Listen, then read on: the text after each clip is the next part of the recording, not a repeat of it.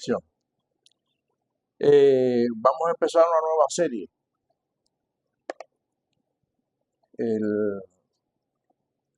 La escuela dominical o la escuela de domingo, como quieran llamar, es algo totalmente diferente a la liturgia que se hace en la predicación de los pastores. Esto es una escuela. Y en la escuela se enseña. La función de nosotros es enseñar la escritura y que ustedes estén preparados en la manejo de la espada. La espada es la Biblia, es la palabra de Dios, es la Biblia. Y el soldado que no sepa manejar su espada está perdido. Tiene que tener conocimiento de todo uso en lo mejor posible del manejo de las escrituras. Bendiciones. ¿Se siente bien? Bueno. Entonces empezamos una serie nueva que se llama Las Cartas de Pablo. Este señor llamado Saulo de Tarso no fue discípulo de Jesucristo. Es interesante. Y es el que más escribió. Eso es algo tremendo. Todos conocemos la conversión de Pablo en el libro de los Hechos. Cuando él iba con cartas para prensar a la iglesia incipiente de aquella época. De hecho, conocemos que fue testigo de la muerte de Esteban, el primer cristiano, apedreado y murió a sus pies. Y él allí estaba muy contento de su responsabilidad como perseguidor de una secta en el cual no creía y el cual él, en su opinión, representaba todo lo contrario de lo que Dios había enseñado por siglos al pueblo de Israel. Si lo vemos desde ese punto de vista, tenía razón. Lo que estaba enseñando Jesucristo y lo que enseñaban los discípulos de Jesucristo no tenía nada que ver con la ley de Moisés. O sí tenía que ver con la ley de Moisés, pero era una práctica totalmente diferente. O sea, en este caso era una práctica superior, pero ellos no lo entendían así. Entonces él se sentía muy orgulloso de perseguir a la iglesia. Pero cuando él se encuentra con Jesucristo, le pasó lo que nos pasa a muchos de nosotros. ¿No es cierto, hermano? Dije, pero yo no sabía que esto era así. Pero a él le produjo un cambio, pero un cambio instantáneo. Y no todas las experiencias son así. Él iba rumbo a Damasco a perseguir a la iglesia y en el camino a Damasco se le presentó el Señor. Y él quedó ciego. De tal manera que tuvo que ser introducido por la mano a Damasco. Es una historia, no se las pierda, voy para leer. Yo no me canso de leerla, está en el libro de los Hechos. Creo que es el capítulo 10, ¿verdad? Capítulo 10, creo que es la conversión de Saulo. Y ahí está. No es parte de la introducción del tema de sus cartas. Eso lo llevó a convertirse en el evangelista más importante de su época. Le decía al hermano, capítulo 9, le decía al hermano que la conversión de él fue instantánea. Y no es la experiencia de todo. Mi conversión no fue instantánea. A mí me fue gustando lo que yo escuchaba. Totalmente diferente a lo que yo creía. Yo creía en el espiritismo y la bobería que muchos creemos. Y era una cosa totalmente diferente hasta que yo me fui convenciendo, no instantáneamente, pero llegué al punto de que dije, no, esto, lo que yo creía ya no sirve. Como le decía el hermano ahorita a ella, de modo que si alguno está en Cristo, nueva criatura es. ¿Y qué pasa? Las cosas viejas pasaron. Si no pasan, usted no se ha convertido. Bueno, Pablo sí fue instantáneo. Y a los 3 días recibió el Espíritu. Pero Pablo tenía una misión, por eso todos no somos iguales. Pablo tenía una misión. Por eso Dios lo escoge, aún no siendo su discípulo. Dios escoge a Pablo, porque era el hombre más culto, teológicamente hablando, de su época. Tenía una educación, como diríamos hoy en día, una maestría en teología. Pertenecía a la secta más radical dentro de los hebreos, dentro de los judíos. Era un fariseo, pero no como él mismo lo explica en sus cartas, no era un fariseo de fariseos. Él era, no era un falso fariseo, sino porque usamos en la iglesia cristiana que dice, este es un fariseo, como para diciendo que tú eres un falso. No, él era un fariseo de verdad. Él amaba la ley, amaba a Dios. Y se cree que dominaba 7 idiomas a la perfección y hablaba como 2 más, se podía entender. O sea que totalmente preparado. Entonces, yo les digo algo y se los voy a repetir siempre. Si usted quiere serle útil a Dios, prepárese.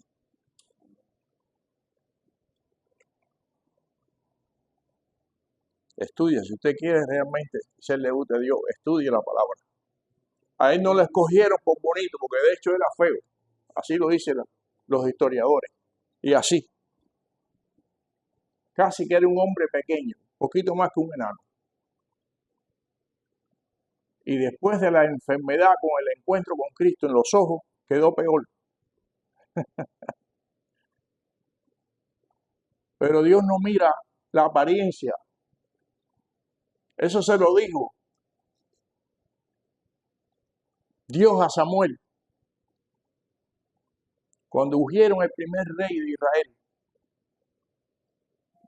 Dice que Saúl era un hombre de más de 6 pies, el hombre, con una apariencia tremenda, en que no terminó bien. Cuando escogieron el segundo rey, Samuel fue a buscar un hombre grande para que sea el soberano de Israel. ¿No? Encontró a David, tenía 17 años, casi era un adolescente y era una cosita así. Porque Dios le dijo a Samuel, Dios no mira la apariencia. Escuche esto, hermano, Dios no mira la apariencia, Dios mira el corazón. Y este hombre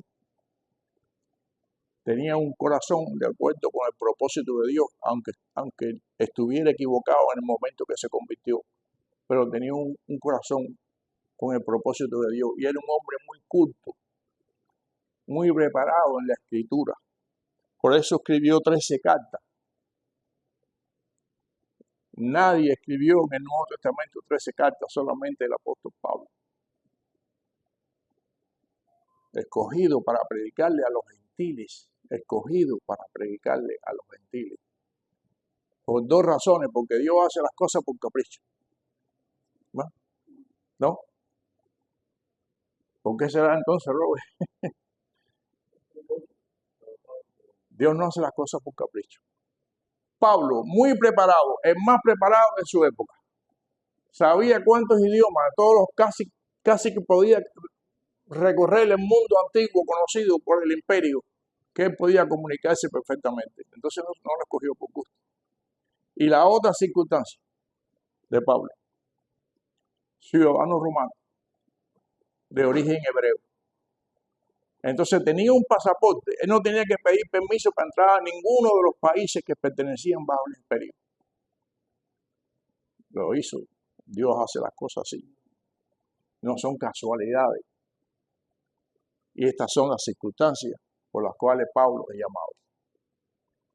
Entonces, a propósito, tenía un texto de la clase pasada de Martín Lutero, un apunte, y se me fue. En el testimonio de Lutero dice que la carta que lo convenció a él de que la salvación no era por obra, sino por gracia, fue el libro de Romanos. El primer, bueno, escuchen, hay 13 libros. Usted lo puede buscar en su Biblia. Desde el libro de Romanos hasta Filemón. Son 13 cartas. Existe después de Filemón una carta llamada a los Hebreos. Y ha sido una discusión por mucho tiempo. La carta de los Hebreos, la mayoría de las personas que son profundos conocedores de la teología no creen que se haya sido hecha por el apóstol Pablo. Ahí lo tiene. Pues ustedes pueden buscar cada carta busque Romano, primer capítulo, busque Corintios, primer capítulo, la segunda de Corintios, cualquier las cartas de los romanos. Cuando usted comienza a leer,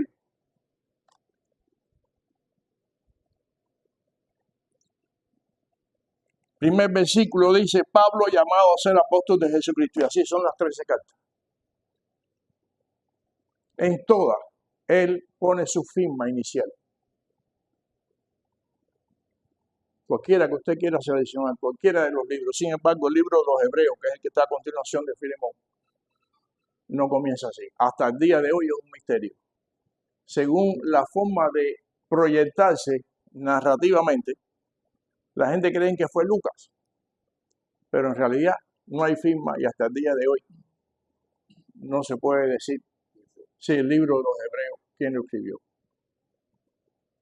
Algunos dicen que fue el discípulo de Pablo, Timoteo.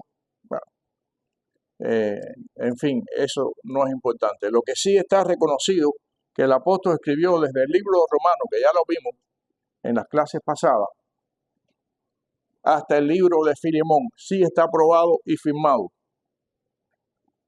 La otra cosa interesante es que las cartas de Pablo, que están escritas así en la Biblia, no fueron escritas precisamente en ese orden cronológico. No fueron escritas así. Fueron en diferentes lugares y en diferentes fechas. Pero eso para nosotros no es importante. Ahora, vamos a Corinto, que es la carta que nos ocupa en esta mañana. Cuando ustedes puedan, allá trae un mapa. Están muy buenos los mapas esos que te regalaron. Es el primero que está abajo, a la izquierda de aquí para allá, o cuando usted entre, lo va a ver debajo del reloj a la izquierda. Es el mapa del Imperio Romano. Ahí está Grecia. Ustedes saben que Grecia tiene una gran importancia y una gran historia, mucho más antigua que diferentes pueblos. Y ellos se alardean de que el griego es la base de todos los idiomas. Cada cual defiende su tierra como pueda, pero sí es cierto que en la antigüedad la mayoría de las culturas hablaban griego. De hecho, en la época de Jesucristo eso no podía fallar. También esa herencia del griego hizo que muchas culturas, y hasta los días de hoy, hayan sido influenciados por los griegos, en el sentido de los dioses. Hay un pasaje que quiero que ustedes busquen ahí en el libro de los Hechos, capítulo 17. Alguien que lo tiene, me va a hacer favor y me lo lee. Hechos, capítulo 17, verso 22. Ahí aparece el primer viaje de Pablo a Grecia.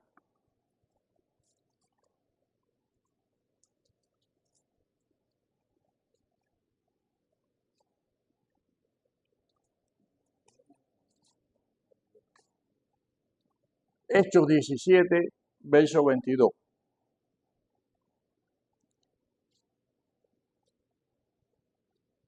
Sí, hermano. Sí, ya. Entonces Pablo, puesto en pie en medio de la sí, es difícil de decir. Varones atenienses, en todo observo que soy muy religioso. ¿Hasta cuándo? Sí, 22 y 23. Porque pasando y mirando vuestro santuario, hallé también un altar en el cual estaba esta inscripción: al Dios no conocido, el que vosotros adoráis, pues sin conocerle, ese es a quien yo os anuncio. Amén. Amén. Ahí lo tienen. Eso es una referencia, el primer viaje de Pablo a Grecia. Le estaba diciendo que los griegos influenciaron mucho en su cultura antes de Cristo y después de Cristo. La cultura griega tiene innumerables historias de batallas y guerras y epopeyas y una serie de hasta fantasías, la de esta que se quemó la ciudad que tomaron con el caballo de Troya, etcétera. ¿Ves? Tiene una historia riquísima. Y han hecho películas y novelas que eso no tiene nombre. Porque es es un lugar, mire. Grecia es un puente entre Asia y Europa. Un puente por tierra y un puente de mar. Imagínense usted qué situación geográfica tan bonita. Como Turquía al norte. Turquía es otro igual. Otro de los países que se dividen Asia de Europa. Entonces era un centro para allá y para acá de comerciantes. Y todo, como hasta los días de hoy, el comercio era lo que le daba vida a cualquier país. Y ahí está Grecia. Ahora, Grecia tiene otra cosa muy particular. En la creencia de sus dioses que influyó en todos los países del imperio. En aquella época y de otros imperios. Porque, mire, por ejemplo, en Corinto está uno de los templos más famosos de la adoración a los dioses griegos. Afrodita, que es la de la reproducción y la maternidad y etcétera. En el mismo Corinto. Y todavía quedan ruinas del templo de Afrodita. Ahora, ¿qué pasa? ¿Qué se encontró Pablo en Grecia y en esta región de Corinto?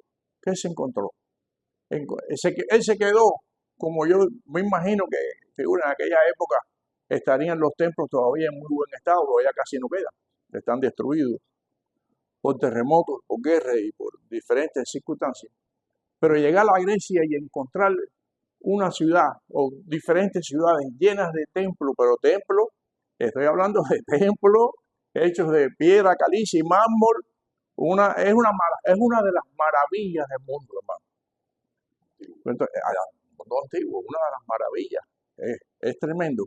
Templos con esas columnas enormes de 4 pisos que todavía no se explican cómo lo hicieron. Esas columnas tan grandes que tienen 4 pisos de altura, esas esculturas como la de Zeus, que estaba bajo techo, que todavía quedan dibujos, ya la escultura no existe, que tenía como, no sé, 3 pisos de altura, el dios de los mares, el que aparece con una tridente en la mano, esculturas hechas a mármol, mire, es una maravilla del arte. Lo único que ellos no lo usaban como arte, lo usaban como creencia real. Entonces ahí entra el apóstol Pablo y se encuentra esa cantidad de templos. Neptuno, el de las aguas profundas, Artemisa, el de los bosques, Cupido, el que enamora a la gente. Imagínense usted, para todas las cosas. Para tomar vino, se le daba una ofrenda, que es una costumbre tras los días de hoy, echar vino, porque había que dárselo a Bacchus. O sea que no había una actividad en Grecia que no tuviera representación ficticia, porque no existe, y por la imaginación del hombre, de un dios. Si usted tenía sueños, le iba a decir, Morfeo te ha envuelto en sus brazos. Morfeo era el dios. Es casi que comedia, es casi que una comedia que para cada acto de la vida hay un dios. Entonces usted se imagina un congreso de todos esos dioses buscando la manera de ponerse de acuerdo para ver cómo hacen con los seres humanos, por favor. Pero eso no fue lo que se encontró Pablo. El monumento a Artemisa, el monumento a Bacchus, el monumento a Neptuno, el monumento. Y todos eran dioses y templos, dioses y templos. Y de esa cultura estaba la iglesia de Corinto. Y entonces, por si acaso ellos habían dejado a un lado a un dios importante, hicieron un monumento sin figura, sin decir de qué era, y le pusieron abajo una tabla tallada en piedra que decía a Dios no conocido. Ellos tenían una gran inclinación sobre lo divino, pero el problema es que no conocían al verdadero Dios y al único que existe. Pero por si acaso, no ofender al que no conoce, vamos a hacer un monumento para el Dios no conocido. Y ahí es donde Pablo aprovecha y le dice, yo noto que ustedes son muy religiosos. Y la salvación no consiste en religión, hermano. La salvación que ofrece Jesucristo no es una religión. Es una experiencia de vida, hermano. Y usted ha tenido una experiencia de vida. y la otra hermana y el hermano, y todos aquí hemos tenido una experiencia. Si no hay una experiencia de vida con Dios, no hay nada, porque la religión no salva. Las religiones no salvan, no importa el nombre que tenga, no importa el Dios que usted quiera adorar. El único Dios que existe es el que hizo los cielos y la tierra. Y tiene a su Hijo Jesucristo enviado al mundo para morir por nuestros pecados. Eso es lo único que existe. Pero el hombre en su ignorancia, como yo la tuve en un tiempo, y creo que todos aquí no nos escapamos de eso, creen que hay dioses para todas esas cosas. ¿Y qué le estoy diciendo de Grecia? Que hasta los días de hoy la influencia griega de adorar a muchos dioses existe, hermano. Dice qué importante es este tema de los Corintios y de Éfeso. Qué importante. Porque es que esta influencia nos está afectando hoy en día. Por ejemplo, aquí hay, hermano, usted no, ¿de dónde es usted, hermano? Hermano, de Perú. ¿No hay dioses en el Perú fuera de Dios? ¿Hay dioses?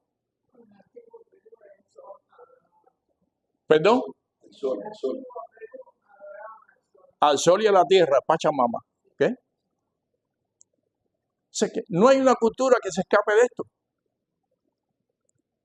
Como los indios del sur de América adoraban, como dice ella el hermano, adoraban al sol y decía que cuando el sol bajaba, entonces se unía con Pachamama, que es la tierra, y ahí es donde salían los seres humanos. O sea que cada cultura tiene su forma, pero nosotros somos los más prolíficos en eso. Los más inteligentes somos los cubanos. Tenemos como 14, 15 dioses por ahí. No, casi que nos parece, casi que pudiéramos ser griegos perfectamente. No, para qué ni las menciones. Es una lista. Ahora, ¿de dónde viene esa lista? ¿De dónde viene esa cultura? En el caso de nosotros, de España. Y ahí sí hay que chuparse los dedos. La influencia griega sobre la cultura española y latina, que de ahí venimos casi todos, es increíble. Mire, si decía esa cultura griega hacia cualquier dios, ha influenciado que los nombres de los descendientes españoles estaban vinculados al almanaque. Si tú ibas a tener un hijo o una hija, y todavía existe, y entonces tú vas al almanaque, 24 de febrero, tienes que averiguar cuál es el patrón de ese día. Oigan esto. Y entonces te podían poner, ahí podía decir, hoy es el día de San Teófilo, Filiberto. O sea que el nombre, por eso que los españoles tienen dos nombres, casi todos, los descendientes españoles, Juan Carlos, por ejemplo. Porque uno era tu nombre que querían ponerte tus padres y el otro del santo que correspondía. ¿Así, hermano?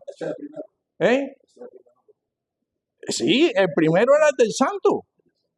¿Cuántos tenemos aquí? ¿Cuántos tienen aquí dos nombres? A mí me lo hicieron ¿Sí? a mí me pusieron Mari, era el que ellos querían ponerlo. Ajá. Y así, supuestamente, el día de San Antonio, me pusieron Antonia.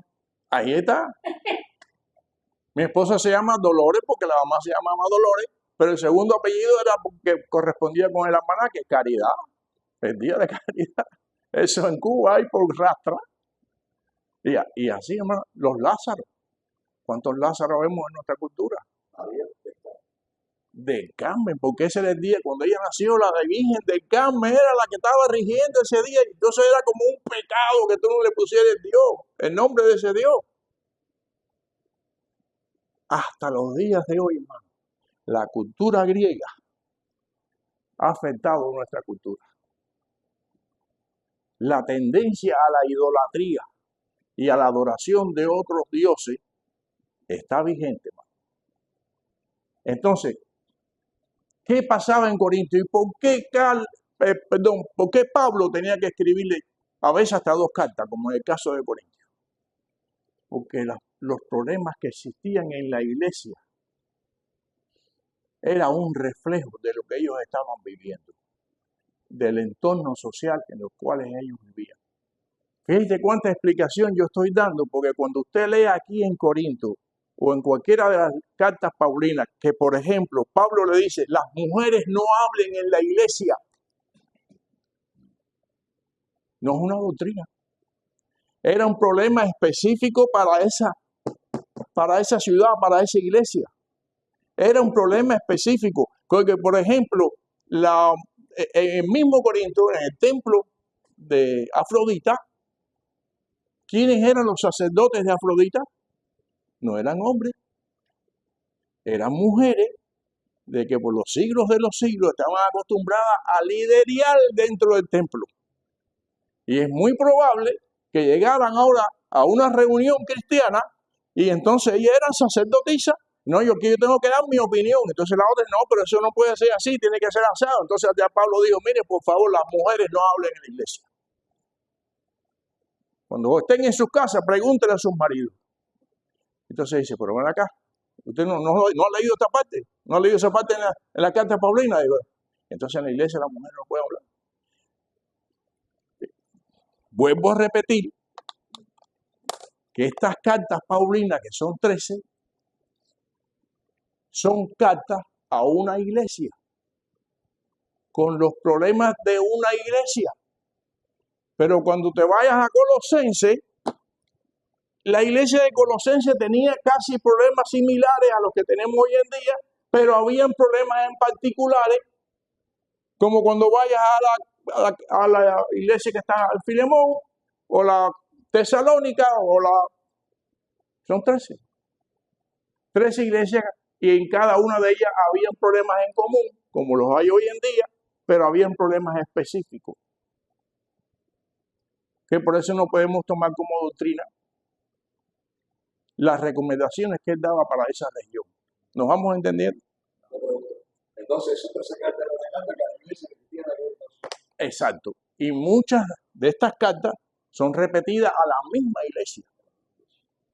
Aquí vamos a ver Corintios, pero hay una segunda carta a la iglesia de Corintios. Porque parece que en la primera no entendieron bien y tuvo necesidad o se quedaron problemas que vamos a ubicarnos en la época. Cuando surgía un problema en la iglesia de Robertico, yo cogía el teléfono y le mandaba un mensaje de texto al obispo, o al pastor, o al apóstol, como quiere llamar. Y al momento el apóstol sabía cuál problema estaba pasando en la iglesia de Robertico. En esa época no. En esa época probablemente haya tomado un año que llegara el problema al apóstol, y quizás otro año o la mitad de un año para que esa respuesta llegara. Pero queremos entender que para estudiar las cartas paulinas, lo que dicen las cartas, que todavía para el día de hoy no sirve y están vigentes, son situaciones específicas para cada iglesia. Situaciones que a lo mejor se pueden repetir en esta, o en la de la esquina, o la de más allá, pero al final, lo mismo que estaba sucediendo en la época de los corintios o los romanos, sucede hoy en día. Es que solamente el pecado no ha cambiado. Los seres humanos sí han cambiado, las costumbres de los seres humanos sí han cambiado, pero el pecado sigue siendo el mismo. Entonces por eso vamos a encontrar mucha riqueza literaria, teológica en estas cartas paulinas. Mucha riqueza porque nos van a servir para nuestros problemas. A lo mejor hay cosas que dijeron para Corinto que no nos sirven. Pudiera ser. Recuerden, el ser humano ha cambiado constantemente. Constantemente. Y lo más malo de esto que estoy diciendo es que hemos cambiado para mal. No para bien. Sí. Sí. A estas alturas de juego, como decimos nosotros en términos de pelota, a estas alturas de juego se dieron cuenta que los problemas sociales más graves de este país es haber quitado a Dios de las escuelas y de la familia. Porque le he dicho muchas veces y se lo vuelvo a repetir, solamente hay dos estados espirituales, la luz de Dios y las tinieblas. No hay términos medios. Y este país, el más grande del mundo, el más poderoso y tan rico, ha cometido gravísimos errores. El movimiento civil de los derechos humanos ha destruido este país. Y la forma de haberlo destruido es una fórmula muy fácil. Sacar a Dios de la familia y de las escuelas. Y cuando usted saca la luz de su casa, ¿quién ocupa el lugar? No hay términos medios. Ejemplo, la muchacha esa. ¿Cuánto más hablaba? Y él investiga. No hay términos medios. Si usted saca a Dios de su casa o de su escuela o de su país, va a entrar las tinieblas. Y lo que viene en las tinieblas no es nada bueno. Por eso la Escritura en las profecías de los últimos tiempos está diciendo que vamos a ir de mal, porque esa es la tendencia. Esa es influencia de la cultura griega. Esa es la influencia que tenía la iglesia de Corinto. Adorar dioses que no existen. Y cuando usted trata de adorar un Dios que no existe, lo que está adorando es el diablo.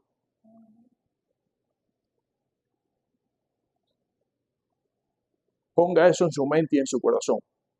Si usted no adora a Dios, está adorando al diablo, porque no hay términos medios. No hay términos medios.